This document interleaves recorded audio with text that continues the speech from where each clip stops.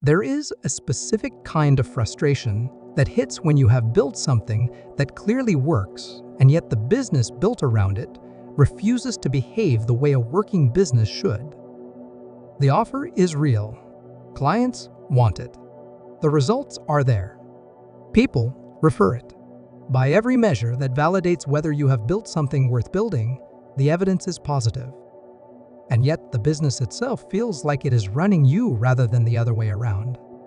The growth that should be making things easier is somehow making things harder. The success that was supposed to create freedom is creating a different and more sophisticated version of the same trap you were in before. I went through this, and it took me longer than it should have to understand what was actually happening. I kept looking at the offer for the problem because the offer was the thing I had built most deliberately and the thing I understood best. The offer was not the problem. The business model was. Offer market fit and business model fit are two different things, and most builders only solve the first one. Offer market fit means people want what you are selling. Business model fit means the structure you have built to deliver it can actually sustain itself and grow without consuming you in the process. A business can have a compelling offer that the market genuinely values and still be fundamentally broken at the structural level. The offer working is the beginning of the problem, not the solution to it. The reason these two things get confused is that in the early stages of a business, they look identical. When you have 2 or 3 clients, the delivery model does not matter much. You are doing everything personally, the overhead is low, and the fact that you are the only person who knows how anything works is not yet a constraint because the volume is manageable. The offer working and the business working feel like the same thing because at that scale, they essentially are. The problem surfaces when the volume increases. The delivery model that worked at 2 clients starts to show its limitations at 5.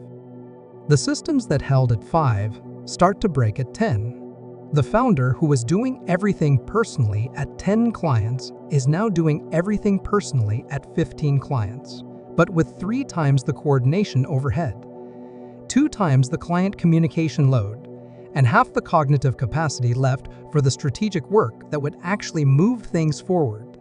The offer is scaling. The business is not.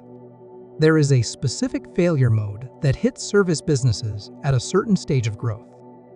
The offer is proven, clients are coming in, revenue is real, and yet the business feels like it is getting harder rather than easier the more it grows. That feeling has a structural cause.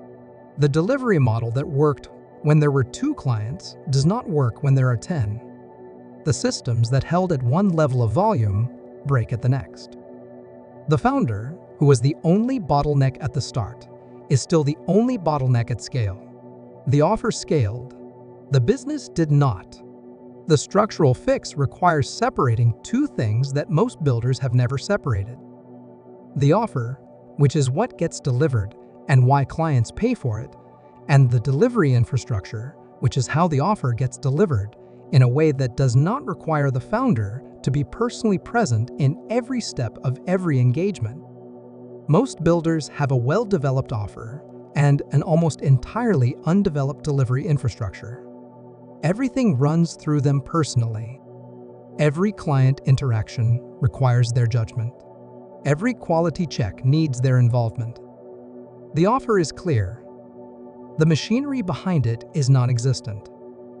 Building delivery infrastructure means systematizing the repeatable parts of what you do in enough detail that they can happen without your direct involvement, not removing your expertise from the product. Embedding your expertise into processes, templates, frameworks, and systems that carry the quality without requiring you to personally supervise every instance of delivery. The goal is not to commoditize what you do. It is to make the parts of what you do that are already repeatable actually repeat without consuming your capacity every time. Most builders resist this because systematizing feels like it will reduce the quality or the personalization that makes their offer valuable. In almost every case I have seen, the opposite is true.